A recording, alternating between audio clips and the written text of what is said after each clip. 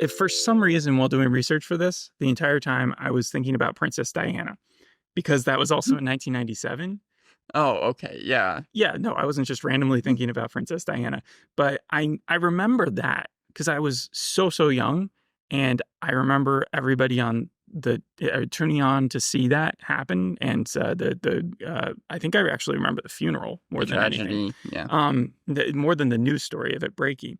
This though also happened in 1997, and for those who were aware of it, it was kind of like the Natalie Holloway case a few years later in Aruba, where it was just supposed to happen, or there was this innocent place that was like a tourist location Yes. in British Columbia, and suddenly there's this dead girl, and the people who are being the main suspects for it are a bunch of teenagers. And the media ran with it. Yeah, The book talks about how there was so much misinformation at the time. and that's where I was going. Is you've read the book. We're about to talk about Under the Bridge, the first 2 episodes. So there's an interesting story that goes along with this book. When it was originally published, I think in 2005, Reese Witherspoon's company came in and said, we're going to make it. At the time, it was Type A Productions. She's since graduated to Hello Sunshine, and you've seen a ton of those productions kick off, mostly from Apple. But this was 17 years ago, and May 3rd, 2007 is when it came out that she was making this series called The Bridge, or just Bridge, based off Under the Bridge. And can you imagine how different that series would have been then to what it is now? Well, why would it Because, have been different? Well, I'm just saying TV has adapted such where we would have gotten like a different type of true crime. I couldn't even think of like what other true crime show you could have compared it to back then. Nowadays, you have a ton of like detective series coming out. First of all, Monsieur Spade, Tracker, Fool Me Once, Death and Other Details. But if you hone closer into what this story is actually about, you look at dual female lead investigators, True Detective Season 5, Deadlock, Unbelievable, that series from a few years ago that also dealt with angry teens and angry parents. Mayor of Easttown, which had a dead kid at the beginning. Twin Peaks has been compared to this show, and that was from the 90s. Twin Peaks was compared to Under the Bridge? Because it always starts off with a dead girl. No, that's not meant to be like rude or anything, but that's how it begins. Kids being mean is something we've seen more in the last few years, especially the way they depict those series like Girl from Plainville, Cruel Summer, Saint X, Defending Jacob, Scream, 13 Reasons Why, Scream, both the series and also the movies. All of them are kind of like cross-timeline storytelling of like how someone died and the motivations behind it, and no one is particularly 100% good or 100% evil. In the book, it's very clear that people like Josephine, Dusty, Kelly, kind of part of this friend group that ended up attacking Reena Virk, they seem to be pretty much just plain evil. Really, because Dusty is supposed to be Reena's best friend. And I thought that she, just on what I was reading about, because I haven't seen the series or read the book like you, was going to come across more, I don't know, reasonable? That was shocking to me. She was the biggest character change from the book to the TV series. Dusty in the book was Josephine's Larry to Thad Castle in BMS terms. She was a guard dog to Josephine. She would do anything to kind of please her. And then the show decided to take her character and, make her incredibly friendly to Reena. Just like was the nicest one to her out of the whole entire group. She even starts to get really choked up when Josephine is explaining to Rebecca Godfrey in the second episode about the attack. She starts like running away and crying, and even almost turns in Josephine in the second episode. That was all stuff that was just completely made up. Dusty does, by the end of the book, have kind of a redeeming story arc. It's shown that she did kind of turn her life around, but that's years later. Okay. Was there any other major changes that we should be aware of if you haven't read the book? Well, Rebecca Godfrey is not a main character. You're saying that the person who wrote the book didn't stick herself into the story. I was bewildered when at the reasoning to include the author and make her a main character that is interacting with other people from the book. I thought originally in the first scene when we get her kind of driving to town and we get a voiceover of her, I was like, oh, that's kind of cool that you're playing the author and kind of making her have voiceover narration. But no, she actually actually has her own subplot where she befriends Josephine and is completely okay with her smoking, drinking, and even going into detail about the attack, and decides to never call the police, even though a police person named Cam has kind of been questioning her throughout the full 2 episodes as to what's going on. Well, it's not 100% too far away from the truth, because she did, once she heard about this thing, return to her hometown in Victoria and start investigating this whole thing for her next book. But we never get that in the book. It's all third person. I know you don't get it in the book, but she did think about it for a little bit. She just decided that she didn't want to get into her own life story and her own teen, because she felt like if she put herself into the story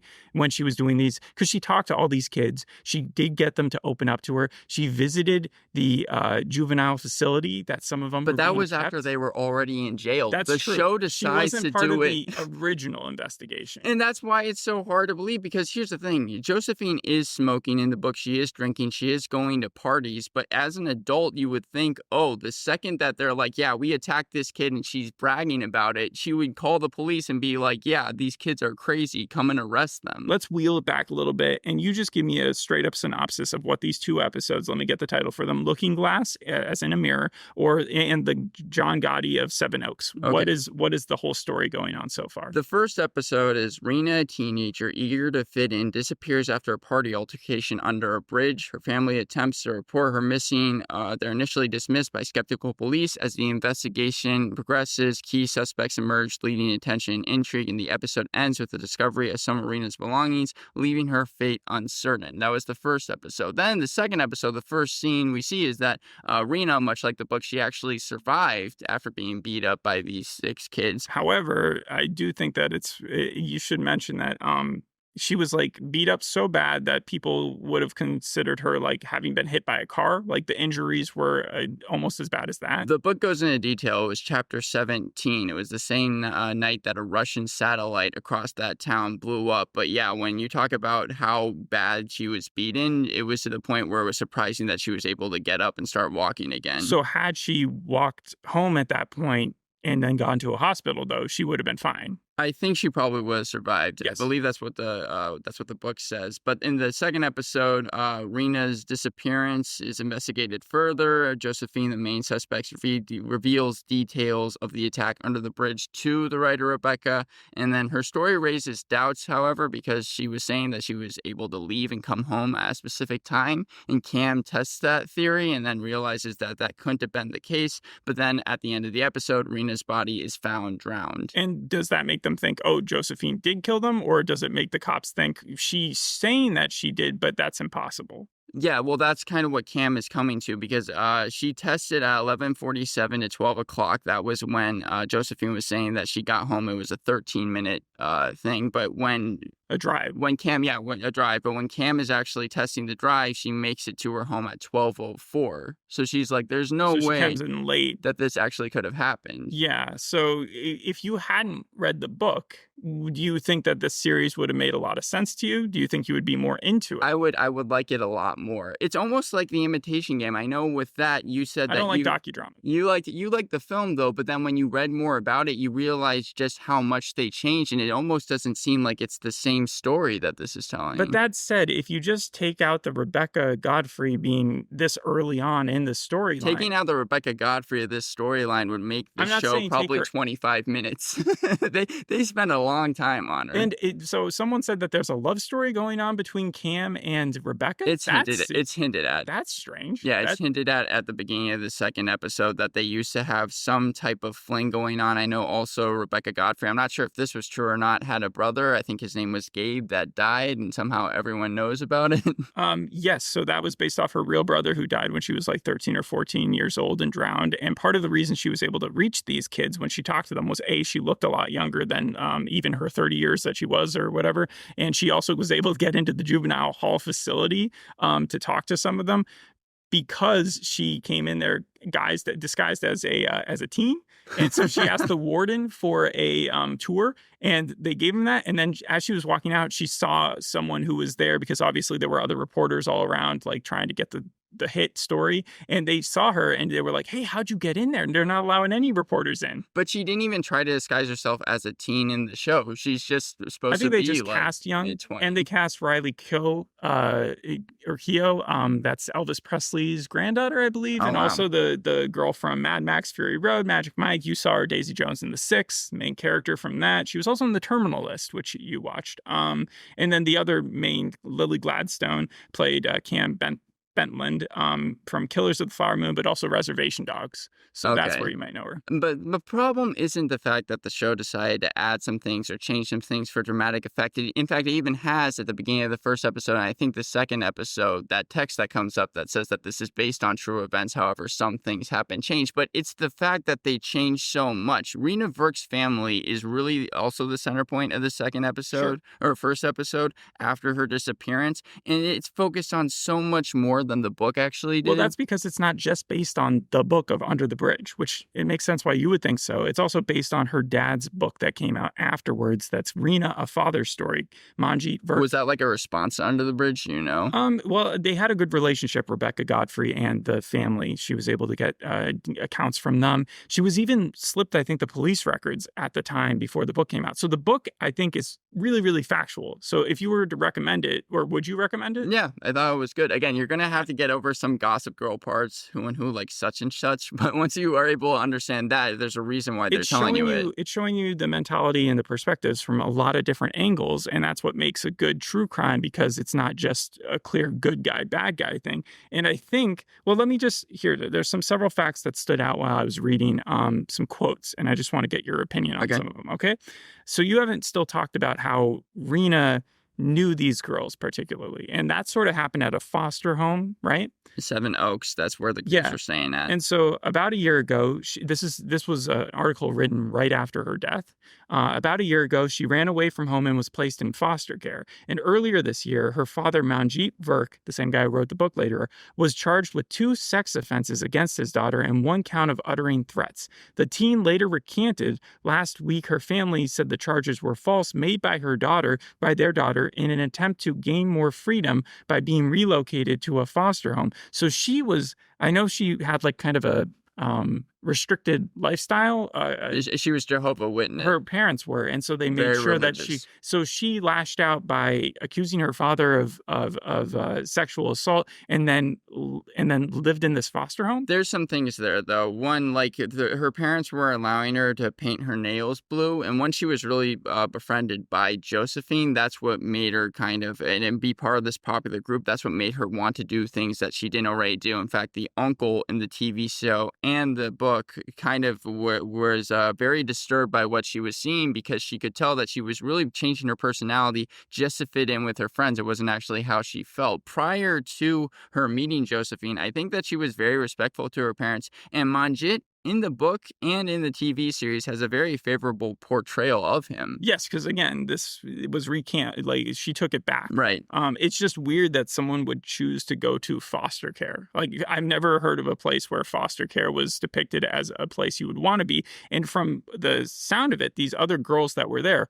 were very mean, right? Yes, they were. So why would she choose that lifestyle? Is my Well, question. again, I think it was because Josephine, you even see this in episode 2, befriends her and is very nice to her at the very beginning. And kids make some weird choices. Also, Josephine, I don't think her mom was dead. I think she also chose to go to Seven Oaks. Interesting. As well. I didn't know that. The Night of, which has, I feel like a similar thing, because the main character in that, yes, he's in college by then, but he's shown that his family is very religious, I think. Mm-hmm. And so, like, he's been raised where he's no partying for you or anything like that, no going out. And so then he sort of leaves and then ends up being accused of murder as well. So I just drew a connection from that. Let me give you another quote and see what you think of this one. Over time, Miss Godfrey gained the trust of those involved. Warren's girlfriend had kept a diary and gave it to Miss Godfrey. Even Reena's parents warmed to her. I did mention that. Someone slipped her the police file, and she drew heavily from the verbatim accounts of the children's interrogations for the book she was writing. Yes, Warren's girlfriend being Sarita. Sarita was probably the most innocent out of any of the kids that were there. And I think that in the book, she's even talking about how Sarita would journal a lot of things, so it doesn't surprise me at all. Also, weirdly, like, you would think that it wouldn't have a romance in a true crime drama. Like I said, not a happy romance. not a happy romance, sure, but kids are still doing crazy things. One of the bad things that Reena does do is continually calls Colin Jones. This is in the book. Not Colin Jost. That's what you say. Colin Jones. She calls him over and over and over again. In the book, in the series, it's only once, but it got to the point where it was literally harassment, and she was just saying complete rumors about everyone. Josephine, you would think that this Colin Jones guy would be like, I'm more suspicious of the person on the phone than I am of what you're telling me. After a certain while, it developed into more than a crush, and I'm pretty sure that's probably what he was thinking. Okay, but he wasn't part of the later on. He wasn't one of the. He gets pushed to the wayside. He's actually the first chapter of the book, but after about the attack, I don't really think that they talk about him again. There's another quote by the author here this time, from Godfrey, who said, "There's the famous Janet Malcolm line about how journalists prey on people's vanity and ignorance and then betray them without remorse. So they go in there and then they talk to these people and then they get out any information they can in any way possible, and then they just spill it to the world, twist right? It, yeah. Not twist it, but just spill it. They can twist it. And this is what the person, what Godfrey then said. I really disagree with that notion. I think it's very cynical and cold. I left things out of the book if I felt they would endanger or humiliate anyone. The story was good enough that I didn't think I needed to betray anybody." I mean, it's interesting. She's not nice to. I'm any not saying of the that people. she's light to them, but maybe she did hear some terrible things or things that. I don't know. It reminds me of Anne Frank's story and how they've cut down or filtered out some of her other dialogue if they just don't think that it's more not humiliation, but more just her own personal thoughts. Yeah. And it's you don't want to bring out a bunch of 14-year-olds' personal thoughts if they didn't have anything to do with this story. I thought that really when it came down to pros and cons for the show, it dealt with the characters and how closely related it was to the book. So like I said, I probably would have enjoyed it more had I not read the book, but here are my pros for it. I only have a couple. Josephine is the most faithful to the source material from the series. The way that Chloe Guidry portrays her is also correct. She was evil is almost too easy a word to say. She was manipulative, sassy, egotistical to the biggest degree, which is why it was so surprising to see her actually befriend Reena, even though that did happen in real life. Reena is also a lot like her character from the book. The series focuses on Reena's past prior to her death. It's very closely related, even things like the Notorious B.I.G. album, Josephine's obsession with John Gotti, which you do see, the chase of Reena on November 14th, 1997, before she goes under the bridge. Even the small things during that scene, like her running into the telephone booth, that was all true. And Reena, again, was mostly innocent. And then we only get a tiny bit of Sarita in episode 2, but it was kind of cool if you knew the backstory, because what happened with her was just kind of tragic. She really didn't want Warren to end up going under the bridge. She even tried to get him to come home with her. Yeah. So that was cool seeing her there. But that's really as far as all my pros go. Before you get to your cons, I do want to point out, so the creator of the show is 29-year-old Quinn Shepard, and she worked for 2.5 years with Rebecca Godfrey on making this together. Mm-hmm. And then Rebecca Godfrey died of lung cancer a week before it was greenlit by Hulu, I believe. And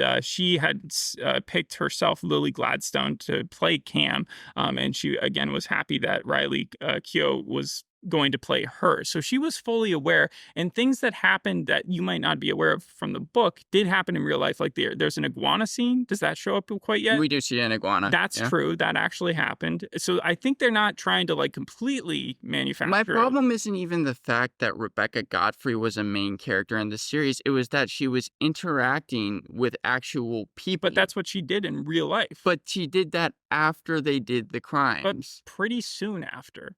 Yeah, but here she's literally not calling the police, even though she's seeing these teens do unspeakable things. Mm-hmm. You're talking about it. And so that's why I felt like Rebecca Godfrey, she was on my cons list, because she was just kind of unlikable when you see Josephine doing all this stuff and admitting to it. And she decides only until the end of the second episode to actually pick up the phone call at a party and dial 911. And then even when the officer picks up, she asks if Cam is there. Cam being an officer that wasn't from the book either. They added her character. And then when the person is like, Cam isn't here, can I take a message? She hangs up. She doesn't even tell the police about all the stuff that she's been learning about.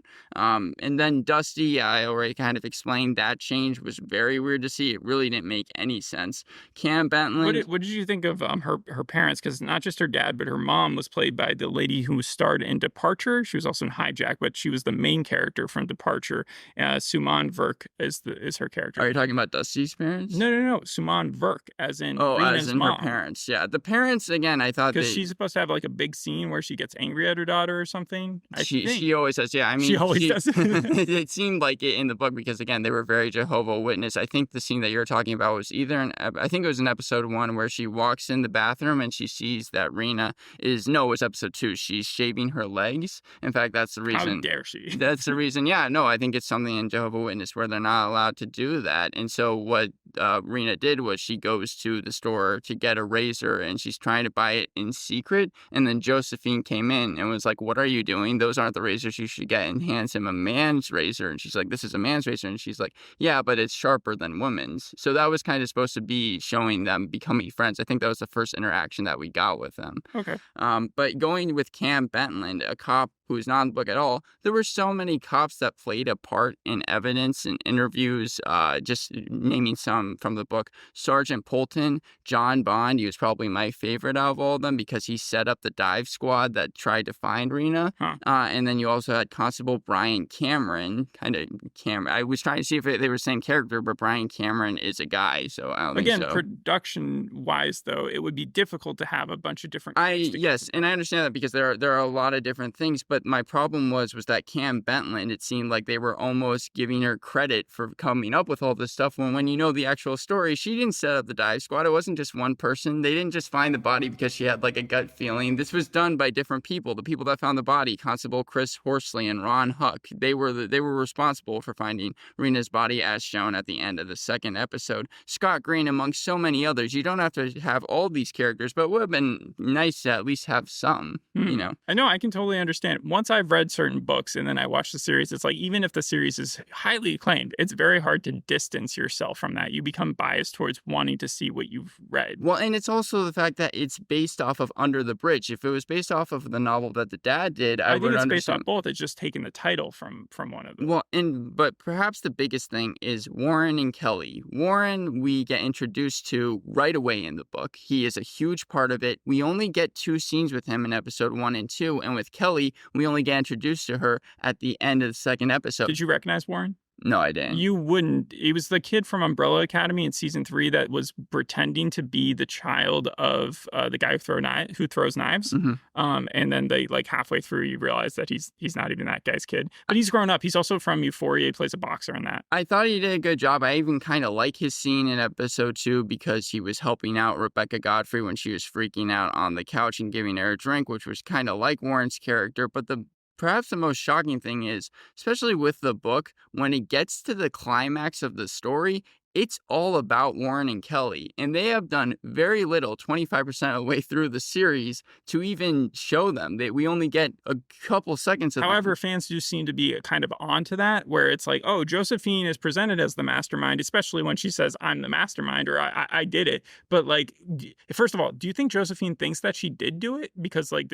Well, okay, so what happened in the book was Josephine was learning about these calls that Reena was making to Colin Jones, and then she did kind of come up with the idea. However, she also spoke to Kelly. Kelly was a huge part of that plan that they just decided to not show in the show. Well, it does seem like fans have picked up on the fact that Kelly and not Dusty, but Warren were like a bigger factor into it. Yeah, well, and that's kind of the problem I have with it, which is like these people were huge. They were very... It wasn't subtle. They were very Okay. present in the first half of the book. The second half is almost completely about them. The book is split up into 5 parts, and part 5, which again is the climax of the series, is all about them. So the fact that the show is only going to be showing them this little in the first 2 episodes is kind of concerning and making me really wonder where the show is going, but not in a good way. Okay, well, I'll tell you that it's gotten pretty good reviews. I think it has like a 70 on Metacritic. It has like a 7.2 on IMDb. The only places that have like really kind of not been a fan are like a Hollywood Reporter, The Guardian kind of gave it middling reviews, USA Today,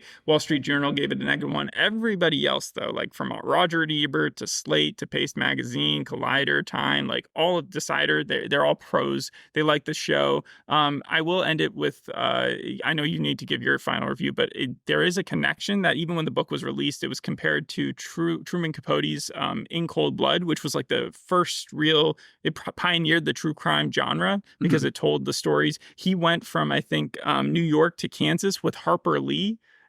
Which is weird to think that they were known to be friends, but they went together and started investigating this crime together. And he worked 6 years on it, was very upset when it didn't win the Pulitzer Prize. And it was doing this like horrific murder of a family in rural Kansas back in 1959.